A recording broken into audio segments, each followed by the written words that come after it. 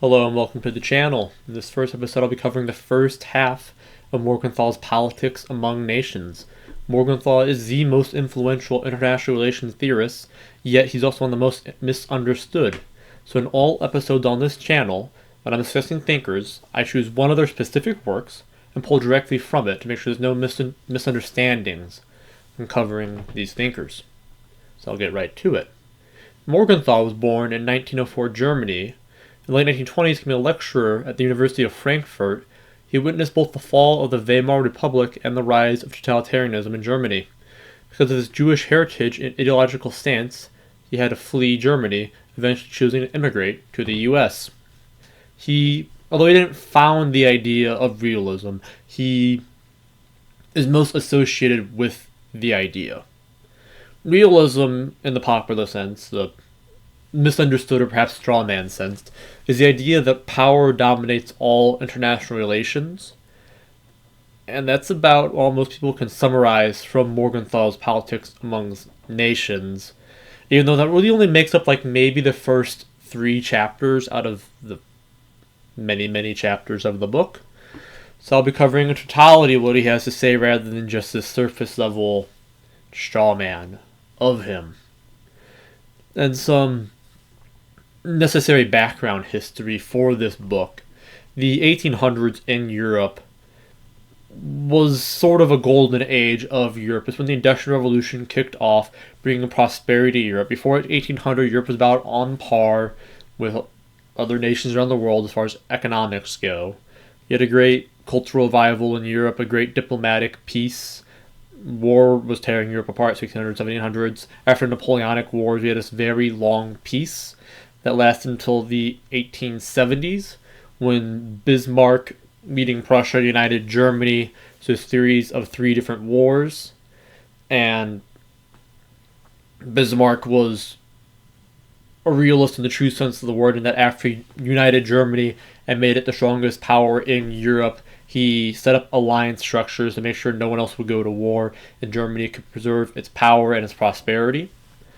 Essentially, the main problem at the time was that Russia and Austria-Hungary both wanted the area of Serbia, because the Russians had an ideological stance saying that we are the leaders of the Serbs, while Austria-Hungary wanted to conquer that land. So Bismarck, to make sure those 2 powers didn't go to war, formed an alliance with both of them. And France, after losing in war to the Prussians, they wanted revanchism, but Bismarck used diplomacy to make sure that it didn't happen. It wasn't until the late 1800s, when Wilhelm II came to power and removed Bismarck of his post, that things went south very quickly. Wilhelm II, one of his first acts in the first few days was to not renew the alliance with Russia. It's rather unclear why he did this, which then eventually led, through many small missteps, towards Russia and Austria-Hungary going to war, which then dragged in France, because Germany, under the Schlieffen Plan, had it that they would preemptively invade France if Austria-Hungary went to war with Russia. So that kind of kicked off World War I. And then we had the interwar period, which I think most affect Morgenthau, where we had the rise of Nazi Germany, but the main ideology in Britain at the time, for a variety of reasons that I'll probably cover in a different lecture, was what's known as idealism. They were very afraid of going to war again, so they try to make as many concessions towards Hitler as possible. They try to frame him as just like another ordinary world leader that's trying to get rightfully what's owed to their country because they were humiliated in the Versailles Treaty. So it's basically a fantastical, not tied to reality form of liberalism, and that led directly to World War II. So Morgenthau, in his Politics Among Nations, his goal is not necessarily to make a country strong, but to preserve world peace. The entire book is framed around how we can have peace in the 20th century, given the degrading of the international scene that occurred in the late 1800s, and given that we are now democratic societies, not necessarily united with lots of totalitarian states in the world. Of course, times have changed since Morgenthau, and people are a bit too ideological towards what he's saying at the time because the international scene has revived in good measure since the 1950s when he wrote the book, but discussion for after the work. So we're going to get right into it. So, part 1 of the book is called International Politics, A Dual Approach.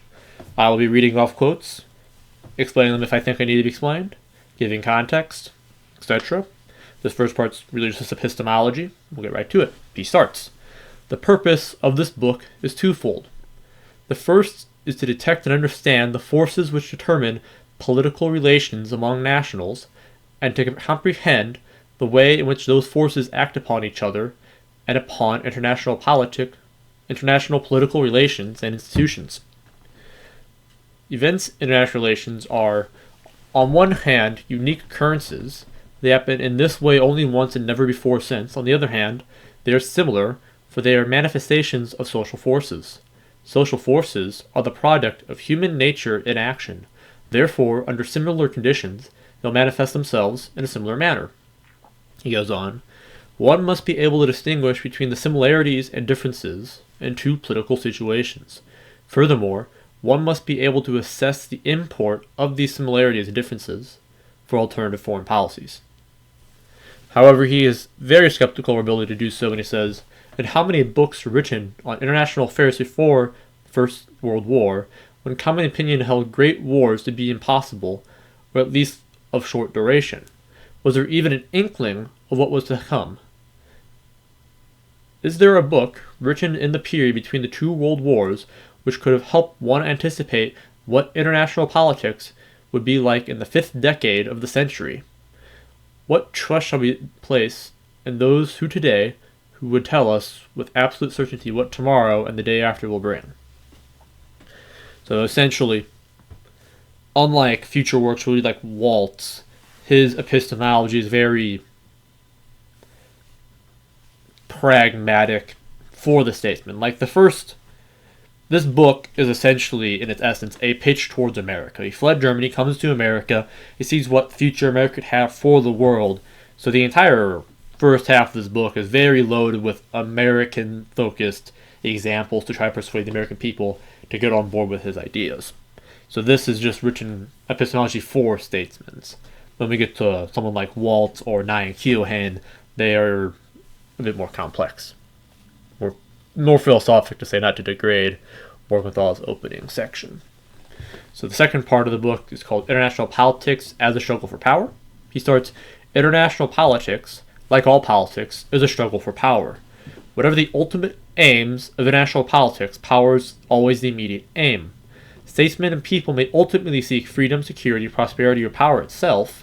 They may define their goal in terms of religious, philosophic, economic, or social ideal. They may hope that this ideal will materialize through its own inner force, through divine intervention, or through the natural development of human affairs, but whatever they strive to realize their goal by means of international politics, they do so by striving for power.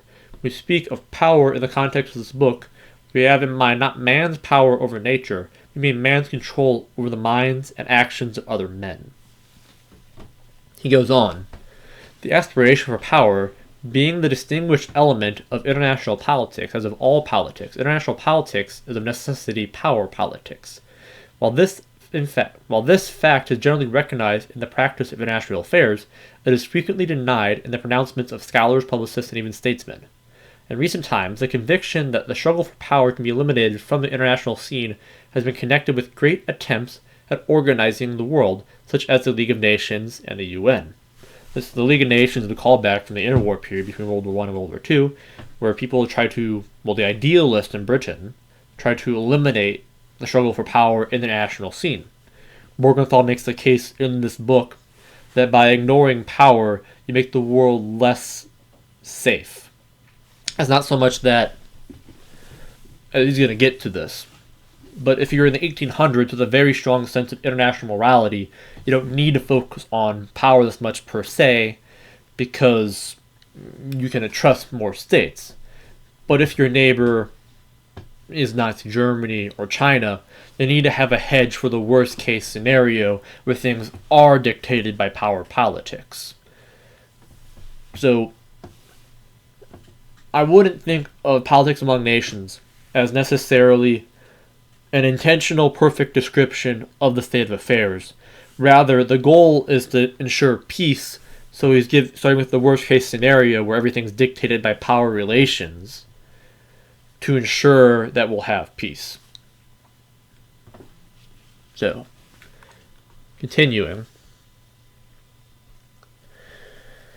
Morgenthau finds the 19th century the start of the depreciation of power politics. He says, the distinctive characteristics of the 19th century was the domination of the middle classes by the aristocracy.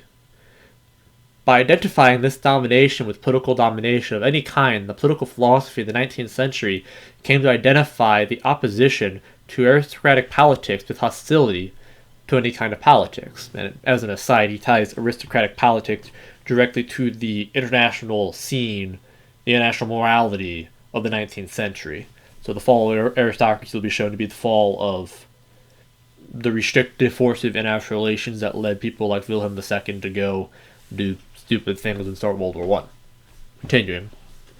After the defeat of the aristocratic government, the middle classes developed a system of indirect domination.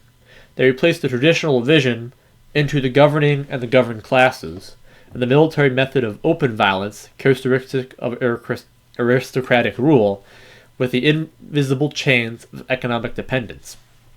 This economic system operated through a network of seemingly egalitarian legal rules which concealed the very existence of power relations. From the shores of the North American continent, the citizens of the world watched a strange spectacle for international power unfolding in the distant scenes of Europe, Africa, and Asia. Yet when the United States, in the wake of the Spanish-American War, seemed to desert this anti-imperialistic and democratic ideal, America was irrevocably committed to the same course which was engulfing Europe in revolution and war. Thus, the general conception which the 19th century had formed of the nature of foreign affairs combined with specific element in the American experience to create the belief that involvement in power politics is not inevitable, but only a historic accident, that nations have a choice between power politics and other kind of foreign policy not tainted by the desire for power. I'll be covering in a subsequent video. Morgenthau has a brilliant journal article on the history of American foreign policy, so I'll enunciate that paragraph. Well, he enunciates it more in the entirety of the piece. But, yeah. So chapter 2, the struggle for power, the policy of status quo. A political policy, and context for these sections, he breaks down the foreign strategy a nation can have into 3 blocks. Either you support the status quo, you're an imperial power, or pursuing a policy of prestige.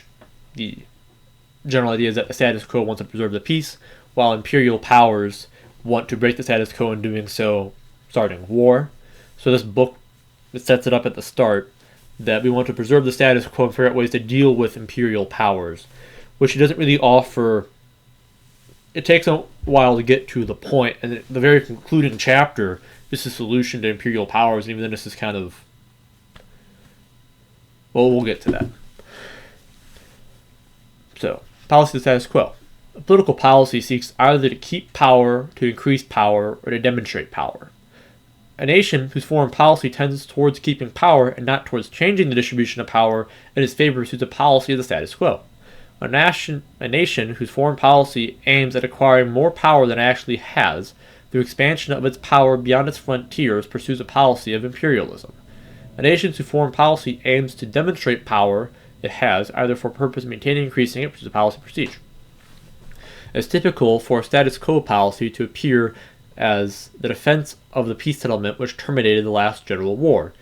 It was therefore only consistent from their point of view that nations chiefly opposed to the status quo established in 1919 should sever their connections with the League of Nations, Japan in 1932, Germany in 1933, and Italy in 1937.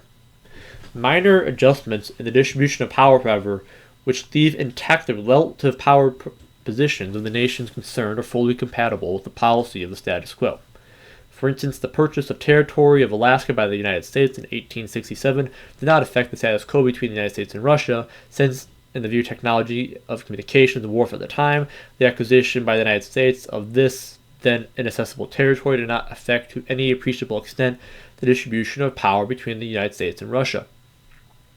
But Morgenthau goes further. He says that when the British had their empire, their colonial expansion or protection of the empire, once they already had it, is a policy of the status quo. So if they needed to take XYZ state to preserve their empire, that is not an imperial strategy, because not changing the distribution of power, they're merely preserving the status quo. So although Britain was imperial when creating their empire, the acquisition of more states once competition started was not an imperial strategy, but a necessity of the status quo. Chapter 3, the struggle for power, imperialism. The arbitrary use of the term imperialism for polemic purposes has become so widespread today, it is indiscriminately applied to any foreign policy, regardless of its actual character, to which the user happens to be opposed. Before we ask what imperialism actually is, let us first ask what imperialism is not, but is most often supposed to be. The three most popular misconceptions require our attention. Not every foreign policy aiming at an increase in power of the nation is necessarily a manifestation of imperialism. Policy seeking only adjustment, leaving the essence of the power relations intact, still operates in the general framework of the policy of the status quo. Kind of the British example there. Not every foreign policy aiming at the preservation of an empire that already exists is imperialism. It is widely believed that whatever a nation does in order to maintain its preponderant position in certain regions is imperialistic. Thus, imperialism becomes identified with the maintenance, defense, and stabilization of an empire already in existence, rather than the dynamic process of acquiring one. In fact, when Churchill refused to preside over the liquidation of the British Empire, he was speaking not as an imperialist, but as a conservative in foreign affairs, as a defender of the status quo of empire. As for real imperialism, the objective of imperialism can be the domination of the whole political organized globe, that is, a world empire, or it can be an empire or hegemony of approximately continental dimensions, or it can be strictly localized preponderance of power. Those are the three main kinds of imperialism. The most obvious, the most ancient, and the most crudest form of imperialism is military conquest. Next, economic imperialism is less obstructive and also generally less effective, and is a product of modern times. The nation cannot or will not conquer territory for the purpose of establishing its mastery over other nations, and can try to achieve the same end by establishing control over those who control the territory. Lastly, we suggest calling cultural imperialism is the most subtle, and if it were ever to be succeed itself alone, the most successful of the imperialistic policies. It aims at the conquest and control of the minds of men as an instrument for changing the power relation between two nations. The typical role in which cultural imperialism plays in modern times is subsidiary to other methods. It often softens up the enemy, prepares the ground for military conquest or economic penetration. So then he goes into how we've up to now attempted to stop imperialism. Appeasement. Appeasement is a foreign policy which attempts to do with respect to imperialism what compromise does not respect to a policy of the status quo. It is the transfer of a policy of compromise from a political environment favorable to the status quo, where it belongs, to an environment exposed to imperialistic attack, where it does not belong. One might say appeasement is corrupted policy of compromise, made erroneous by mistaking a policy of imperialism for a policy of the status quo.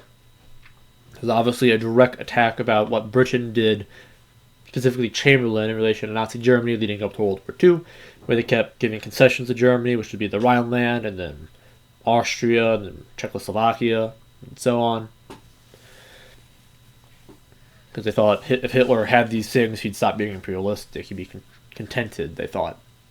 But they didn't appreciate it was an imperialistic power rather than a status quo power.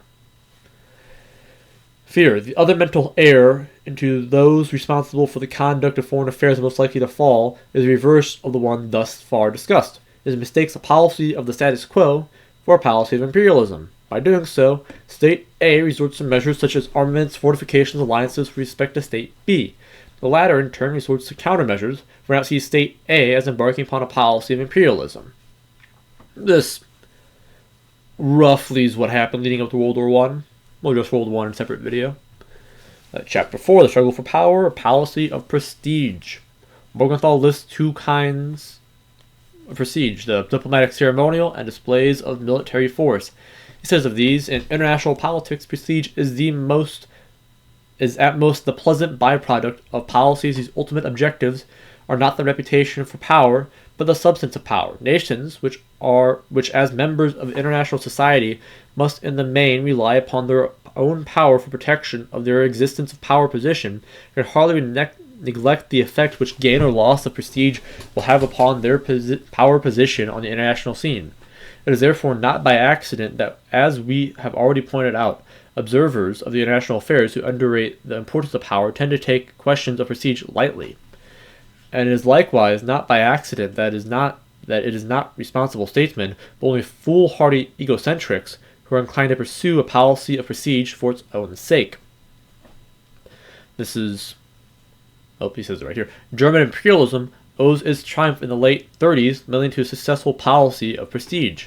The policy was able to convince the nations interested in the maintenance of the status quo of German superiority, if not invincibility.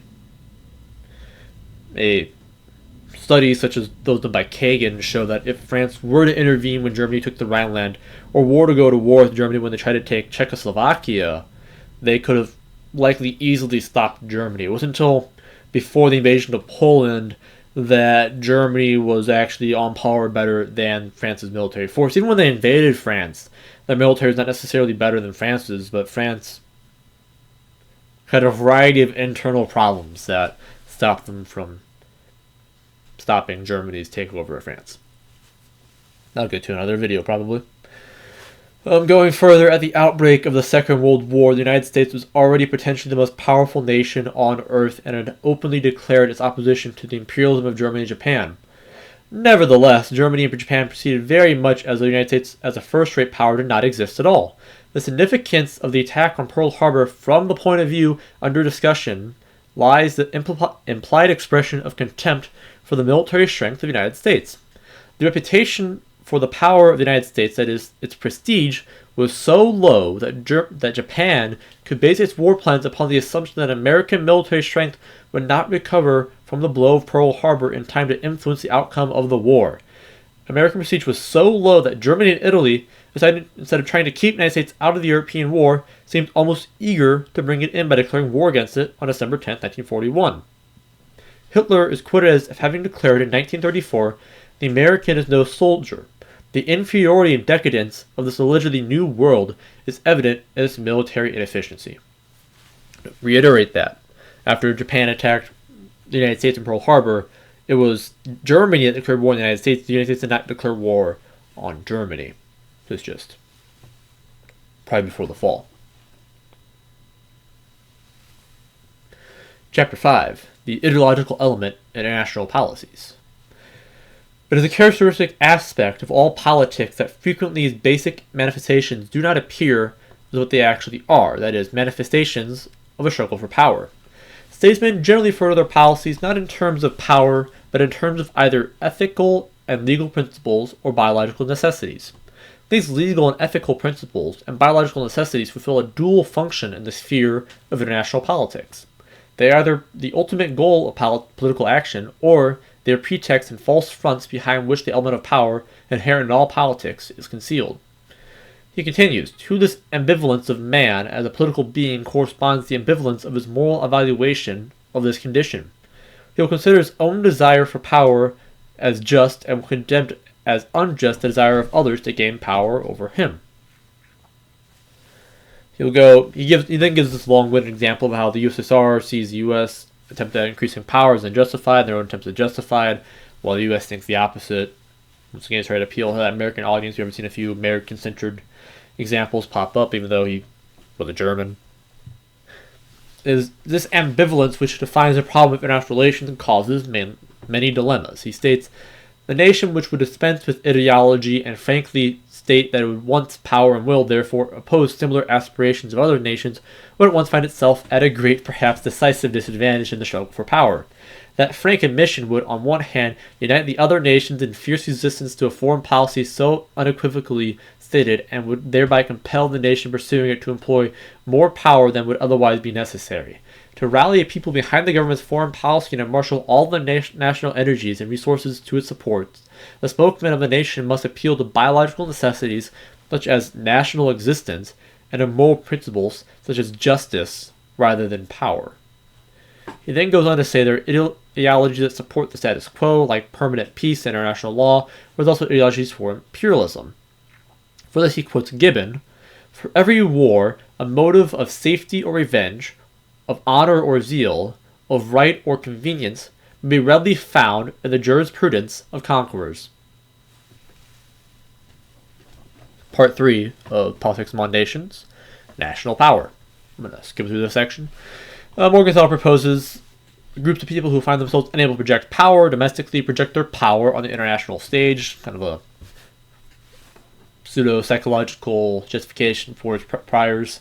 He states, "The lower middle classes, especially such as the white-collar workers, but also the main bulk of the laboring masses, identify themselves completely with the national aspirations for power."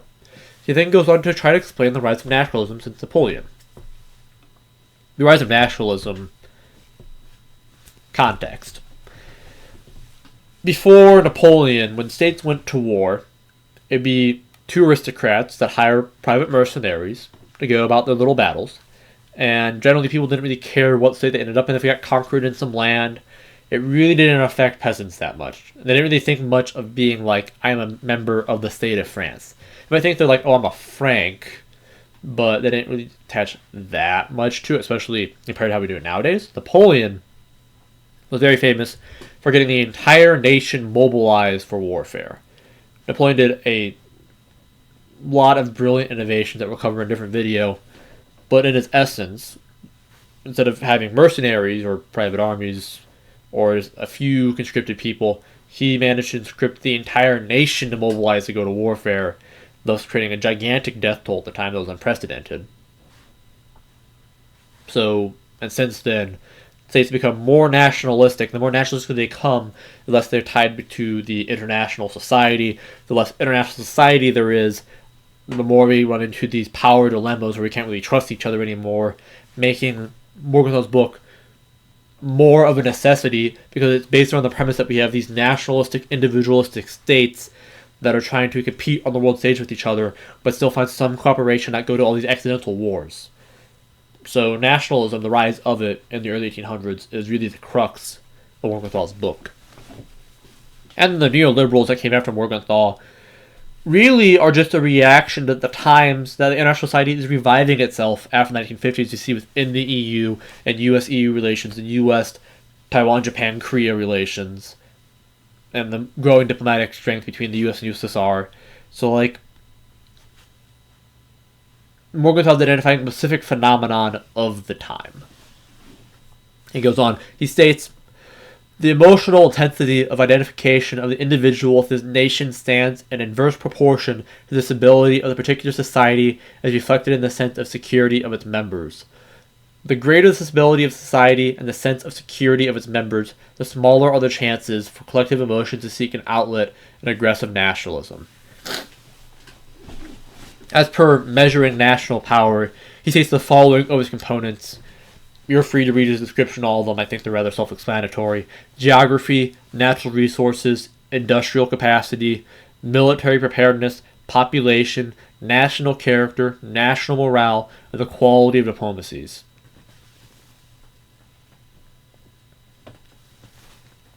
Part 4. Limitations of international power, the balance of power. I think this is one of the sections most people who claim to read Morgenthau but didn't get consistently wrong, and it's the best way. If I want someone that actually understands Morgenthau, this is the section I ask for to save us both times to know if they actually know what they're talking about or not. So, limitations of international power, the balance of power. Morgenthau starts this chapter with the following statement.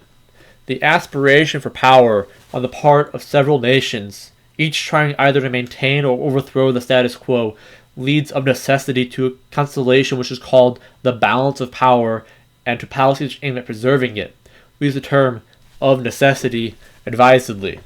For here again we are confronted with a basic misconception which has impeded the understanding of international politics and has made use of prey of illusions. This conception asserts that men have a choice between power politics and its necessary outgrowth, the balance of power on the one hand, and a different, better kind of international relations on the other. It insists that a foreign policy based on the balance of power is one among several possible foreign policies that only the stupid and evil men will choose the former and reject the latter. It will be shown that the balance of power in international affairs is only a particular manifestation of a general social principle to which all societies composed of a number of autonomous units owe the autonomy of their component parts. That the balance of power and policies at aiming as preservation are not only inevitable, but an essential stabilizing factor in the society of sovereign nations. The instability of the international balance of power is not due to the faultiness of the principle, but the particular conditions under which the principles must operate in a society of sovereign states. So, the general idea of the balance of power is that if you have one nation rising in power, that may disrupt the status quo. They may think, oh, I want to be imperial now because I have the potential to gain more of a footing in the status quo. So then other nations will then form an alliance to counter the growth of that state, or a few other scenarios. He lists off a bunch of scenarios, and I think we'll go through those. So, when trying to maintain the status quo, he lists a few general strategies. The first is divide and rule, where one stops the opposition to one's power from forming, and thus distorting the current international regime. Was a way to stop the status quo. The second strategy is called compensations, where one nation grows, the others must also compensate and grow. The example he gave was when the three partitions of Poland between Austria, Prussia, and Russia. When they're dividing Poland, they make sure we all get our equal share to make sure none of us get too strong. The third strategy he calls armaments, where a nation through internal reform and armament increases its power, starting an arms race to maintain the balance. The fourth strategy is alliances, where nations work together to check on imperial power. The fifth strategy is called the holder of the balance. This refers to the idea that there are two sides, but in addition, there's an outside actor that can intervene on the part of one other side. As long as the holder wants the status quo, one can expect both sides to be deterred from attacking each other. This was Britain's historic experience between France and Germany. It's Britain would intervene if one side tried attacking the other. In this case, they intervened for France twice. So, after this discussion, Morgenthau then goes on to evaluate the balance of power as something to ensure the peace. This is the part most people get wrong. He says, throughout its history, for more than 400 years, the policy of the balance of power succeeded in preventing any one state from getting universal domination in Europe. In China, it failed, and the Qin conquered everybody. Different episode. It also succeeded in preserving the existence of all members of the modern state system from the conclusion of the 30 Years' War in 1648 to the partition of Poland at the end of the 18th century. Yet, universal domination by any one state, prevented only at the price of warfare, which from 1648 to 1815 was virtually continuous, and in the 20th century has twice engulfed practically the whole world. And the two periods of stability, one starting in 1648, the other in 1815, were preceded by the wholesale elimination of small states, and were also interspersed, starting with the destruction of Poland, by a great number of isolated acts of a similar nature. What is important for our discussion is the fact that these acts were accomplished in the name of the very principles of the balance of whose chief claim to serve as the fundamental principles of the modern state system has also been that was indispensable for the preservation of independence of individual states. Not only did the balance of power fail to protect the independence of Poland, but the very principle of territorial compensation to each member for the territorial aggrandizement of any other member brought about the destruction of the Polish state. The destruction of Poland in this name of the balance of power was but the first and most spectacular instance of a series of partitions, annexations, and destructions of independent states which from 1815 to the present have all been accomplished in the application of that same principle. Failure to fulfill its function for individual states and the failure to fulfill it for the state system as a whole by any means other than the actual or potential warfare points up to three main points of weakness of the balance of power as a guiding principle of international relations: its uncertainty, its unreality, and its inadequacy.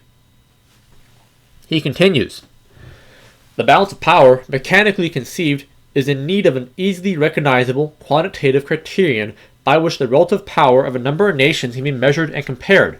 For it is only by means of such a criterion comparable to the pounds and ounces of a real pair of scales that one can say with any degree of assurance that a certain nation tends to become more powerful than another, or that they tend to maintain a balance of power between them. This uncertainty of power calculations inherent to the nature of the national power itself. Chapter 3 really discusses that. We can't really measure power that well. It will therefore come into play even the most simple pattern of balance of power, that is, when one nation opposes another. It is uncertainty. This uncertainty is, however, immeasurably magnified when one weighs and this uncertainty, however, immeasurably magnified when the weights in one or the other or both scales are composed not of single units but alliances. As per its unreality, when nations cannot accurately measure power, all nations actively engaged in the struggle for power must actively aim not at balance, that is, equality of power, but at superiority of power in their own behalf. And since no nation can foresee how large this miscalculation will turn out to be, all nations must ultimately seek the maximum of power available to them. Hence, it is the tendency of nations who have gained an apparent edge over their competitors to consolidate that advantage and its use for changing the distribution of power permanently in their favor. Preventative war is in fact the natural outgrowth of the balance of power. As per the inadequacy of the balance of power, Morgenthau asks, new light will shed upon the nature of the balance of power by consideration of the actual contribution which the balance of power, during the periods of its flowering in the 17th, 18th, and 19th centuries, had made the stability of the modern state system and to the preservation of the independence of its members. Was it the balance of power alone which attained these beneficial results, or was, during that period of history, another factor in operation which the balance of power could not have attained these results? Morgenthau clearly thinks the balance of power has not attained the results in these centuries, and we'll get to that.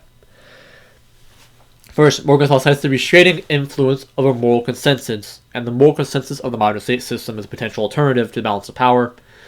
And that's the rest of the book. We're going to get to that. So, part 5, I believe this is the last section I covered for this video. Limitations of international power, international morality, and world public opinion. We have seen in the preceding chapter that power is a crude and unreliable method of limiting aspirations of power on the international scene. Stated differently, he's basically saying that power cannot preserve the peace on the national scene alone. If the motivations behind the struggle for power and the mechanisms through which it operates were all that needs to be known about international policies, or politics, the international scene would indeed resemble the state of nature described in Hobbes as a war of every man against every man. International politics would be governed exclusively by those considerations of political expediency of which Machiavelli had given the most acute and candid account. In such a world, the weak would be at the mercy of the strong. Might would indeed make right. Actually, however, and this sounds very much unlike what people think Morgenthau actually is. Actually, however, the very threat of such a world where power reigns only supreme but without rival engenders a revolt against power, which is as universal as the aspiration for power itself. To starve off this revolt, to pacify the resentment and the opposition that arise when the drive for power is recognized for what it is, those who seek power employ, as we've seen, ideologies for the concealment of their aims. What is actually aspiration for power, then, appears to be something different, something that is in harmony with the demands of reason, morality, and justice. From the Bible to the ethics of constitutional arrangements of modern democracy, the main functions of these normative systems have been to keep aspirations for power within socially tolerable bounds. All ethics, morals, and legal systems dominant in Western civilizations recognize the ubiquity of power drives and condemn them. Conversely, political philosophy such as Machiavelli's and Hobbes, which regard the ubiquity of power drives as the ultimate fact of social life to be accepted rather than condemned and restrained, have met with the disapproval of prevailing opinion. They lack the intellectual and practical influence which has made political philosophy such as St. Augustine's and Locke's potent forces in Western civilization. The general idea is that Augustine and Locke hid their drives for power, while Machiavelli and Hobbes were too outward about it. These are like Castiglione. He's very sly in that the book is outwardly this courtly book saying, oh, this is how a gentleman should act, etc., etc. But really, Castiglione, the author, is one of the most conniving people who ever lived. And if you actually read the book very closely, you realize that he's he's sleeping with the dying king's wife to gain power, which I think he did in real life. But that's only like, it's very hard to notice that in the book because he hides it behind so many layers. So it's a very tongue-in-cheek saying, I'm, like Machiavelli's too outward about it, and he never get anywhere. But Castiglione got very, very far by hiding his drive for power in his book, and he did better political actions than Machiavelli. Now he continues. But in the long run, philosophies and political systems which have made the lust and the struggle for power their mainstay have proved impotent and self-destructive.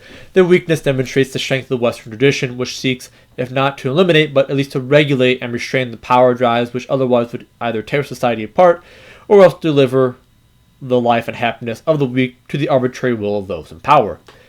Moving on to morality on the national stage, he starts a discussion of international morality must guard against the two extremes of overrating the influence of ethics upon international politics or else denying that statesmen and diplomats are moved by anything else but considerations of material power.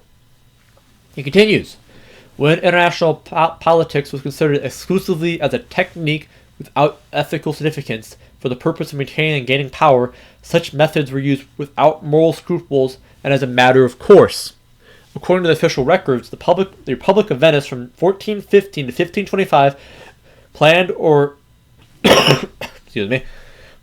attempted about 200 assassinations for the purposes of international politics. Among the prospective victims were 2 emperors, 2 kings of France, and 3 sultans. The documents record virtually no offer of assassinations to have been rejected by the Venetian government. The technical difficulties of engineering such removals from power by violent means are not only greater today than they were in previous periods of history. What has changed is the influence of civilization, which makes some policies that are desirable and feasible ethically reprehensible and hence normally impossible of execution. He argues, despite inflicting death is in favor of national interest, nations choose not to do so anyways. Goes on that for a little bit. As per death during wartime, Morgenthau argues that before the 30-Year War, the idea of the state was not yet fully developed. So in those times, war considered a contest between all the inhabitants of the territories of the belligerent states.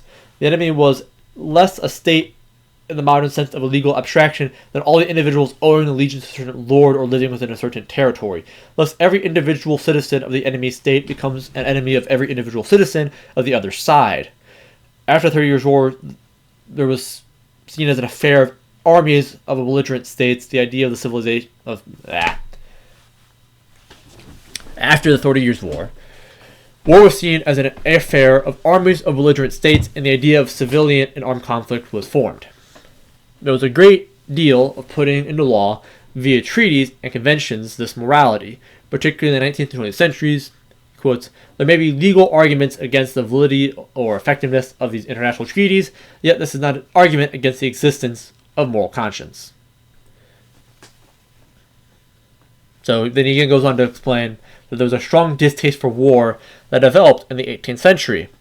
In the modern day, however, the success of civilian population in keeping the armed forces supplied may be as important as the outcome of the war as the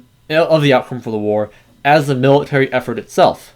Therefore, the defeat of the civilian population may be as important as the defeat of the armed forces. Thus, the character of modern war blurs the distinction between soldier and civilians. If you look at the history of World War II, the bombing of the factories on the part of the Allies was crucial. People think of like Dresden as a one-off event, but really Dresden was actually late into the bombing campaign of all the German cities. We flattened Germany. You look at Japan, we firebombed it into oblivion.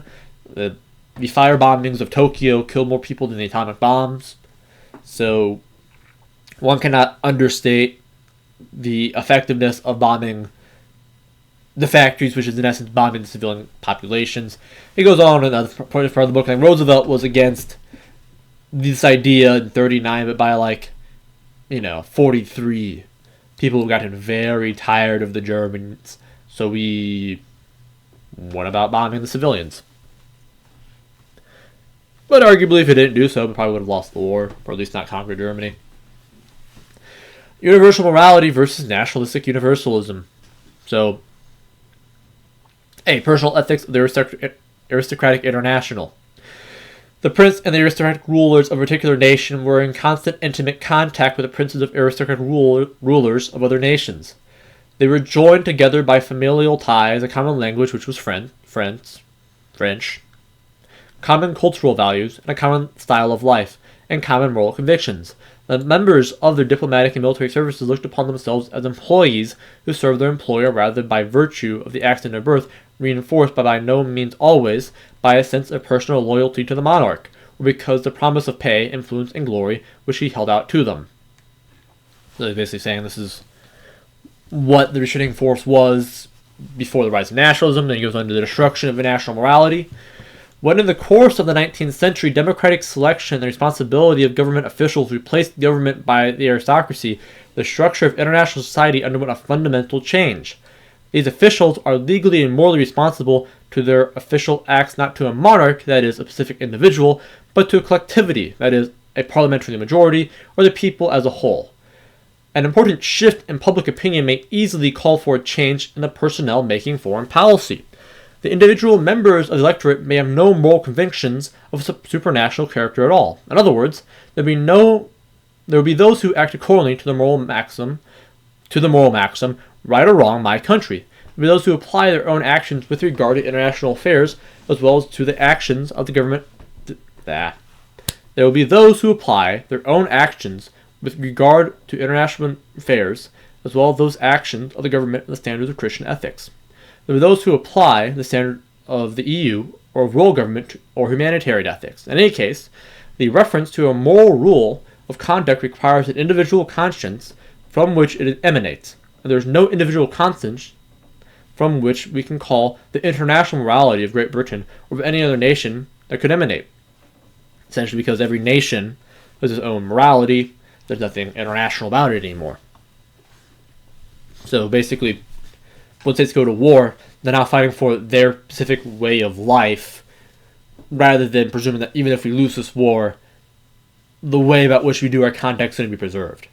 Like if you look at the Qin, when the Qin in China conquered another state, wiped out the males, wiped out the way of culture, conquered everything. When Napoleon did so, he left the nations largely intact. The way of life wasn't disturbed that much. But as nationalism becomes more important and the ethics become more tied to the specific nation, then you feel very threatened in your way of life if another nation conquered you. Like if China were to conquer Taiwan, they would lose their way of life because there's no shared international morality between them. But if 1870s when Germany attacked France, the French didn't lose their way of life when they lost. Nor did they really think they would. It wasn't really get in the 20th century that this becomes a very large problem, where they think the Germans conquered France in World War I. They're about to change forever. Right, last little bit. World public opinion. Because there's no international society, essentially world public opinion has no restraining effect anymore. 50 years ago, the American citizen who wanted to visit a foreign country, this is just to enunciate that times have really changed. 50 years ago, that'd be 1900. The American citizen who wanted to visit a foreign country needed only to command the means of transportation to go there. Today, the one world of technology will avail him nothing if he lacks one of those governmental papers without which no human being is able to cross the frontier. Such that the idea of 1950s, people spoke of like a one world where technology would unite everybody ideologically, make another international scene, etc., etc. Yet only in 1914, the stigma of backwardness and almost the barbarism attached to Russia and Turkey as the two major countries which required a passport for leaving or entering the national territory. So, you go from before World War I, passports not needed. After, you need documentation to go anywhere. And it's not like terrorism wasn't a thing back then. Actually, there's probably more terrorism back then than there is nowadays, possibly. Because you had Tsar Alexander II assassinated of Russia. President McKinley was assassinated by another anarchist. So at the time, anarchism was the big terrorist group. So an anarchist killed Alexander II. An anarchist killed McKinley. There were bombing attempts. There were bombings. There's lots of arson by anarchists, etc., etc. They didn't really care. They still had open borders. That's why Europe prospered so much economically at this time, because Britain, with its rule, it was the hegemon at the time, given what that means another day, basically forced everybody to have open borders, to trade, so everybody prospered economically, so they didn't need any paper to go country to country. Like nowadays, it may question why we need passports, because most terrorist acts occurred from domestic citizens, or that when a terrorist does go to another nation, they can still relatively easily do so. Like, the paper's not really going to stop them from getting there. That's the easy part. So, Morgenthau here is questioning the very act of getting a passport as this further nationalization. He also argues that technology, instead of uniting the world, is that which enables totalitarian governments to exist in their current form. So instead of passports being this liberating, safe thing, it's the governments now are watching us and have better control over us, and it doesn't really increase our safety that much. That's what he's showing here. And that's about the first 180 pages of Politics Among Nations. I'll cover the other 240 next time. I should say I've been reading from the first edition book. There's 5 editions. The first edition is purely philosophic. It's where he lays out his theory. As the books go on, they get longer and longer, and they're more policy-oriented. So I'm really thinking just the philosophic, distilled version of the thought in the first edition. And hopefully I'll have the next video out in like a week or so. I'll probably release the article I mentioned earlier faster, because it's about like a 10-minute video. Thanks for watching.